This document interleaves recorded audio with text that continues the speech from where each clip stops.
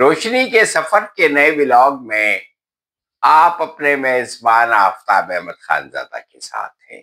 سب سے پہلے میری آپ سے درخواست ہے کہ میرے اس چینل کو سبسکرائب کریں، ویڈیو پسند آئے تو شیئر ضرور کریں۔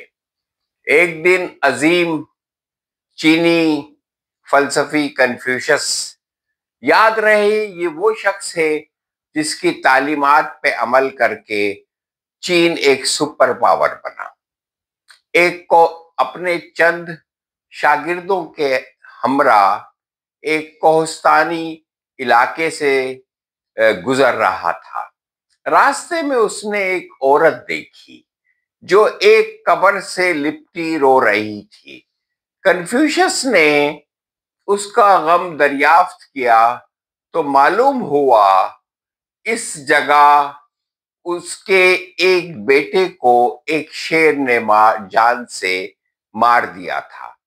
عورت نے بتایا کہ اس سے قبل اس کا شوہر اور اس کا باپ بھی اس شیر کا شکار ہو چکے ہیں۔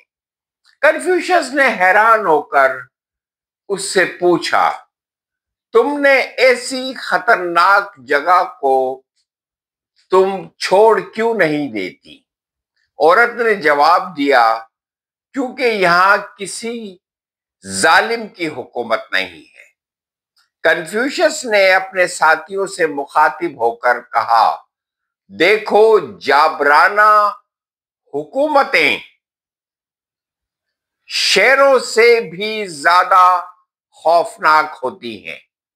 کنفیوشن سے ایک دن اس کے شاگرد سیکنگ نے پوچھا، بہترین طرز حکومت کون سی ہوگی؟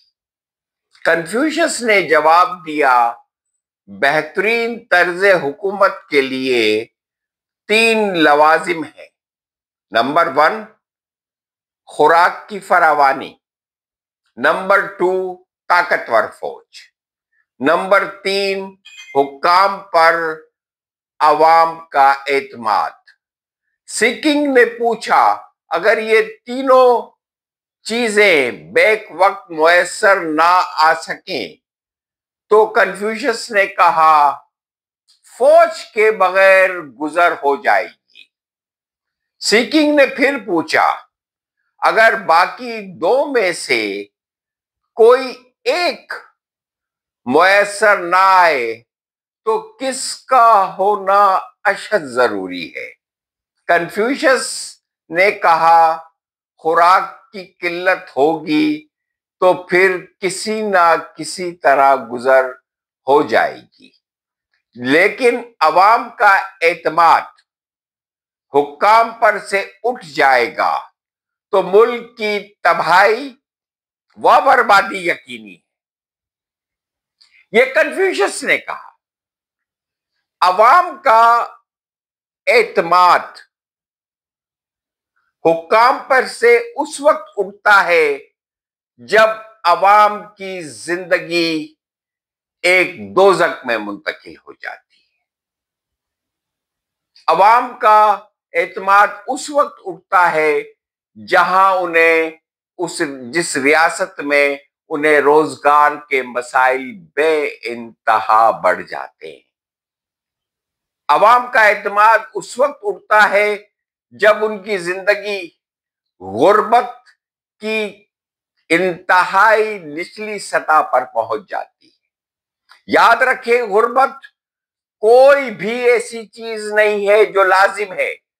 یہ غربت اس وقت پیدا ہوتی ہے جب جس ریاست کے حکمران ظالمانہ ہو، جابرانہ ہو۔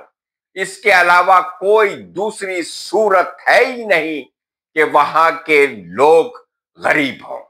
نمبر 3، جس ریاست سے لوگوں کا انصاف پر سے اعتماد اٹھ جائے۔ ایسی ریاست جس میں کچلے ہوئے طبقات کی زندگی انتہائی اجیرن ہو جائے۔ ایسی ریاست جس میں پانی، بجلی، صحت، تعلیم کی سہولت عام لوگوں کے لیے نہ ہونے کے برابر ہو۔ ایسی ریاست جہاں طاقتور انصاف کو اپنی جیب میں لیے ہوئے گھوم رہے ہو، ایک ایسی ریاست جہاں طاقت اور اختیار کے مالک ملک کے اصل مالک عوام کی بجائے چند افراد ہوں۔ میرا سوال ہے آپ سے، کیا یہ ساری باتیں پاکستان میں آج نہیں ہو رہی ہیں؟ کیا میرا سوال ہے کہ اس وقت پاکستان میں جو ہماری حکومت یا حکمران ہیں مرکز میں یا صوبوں میں، وہ انتہائی کرپٹ، جابر اور ظالم نہیں ہے؟ میرا سوال ہے کہ کیا ان حکومتوں نے عوام کی زندگی انتہا سے زیادہ اجیرن نہیں کر دی ہے؟ کیا آج یہ حالت نہیں ہو گئی ہے کہ ملک کے 25 کروڑ عوام صرف اپنی سانسیں برقرار رکھنے کے لیے زندہ ہیں، اور بڑی مشکل سے وہ اپنی سانسیں برقرار رکھ پا رہے ہیں؟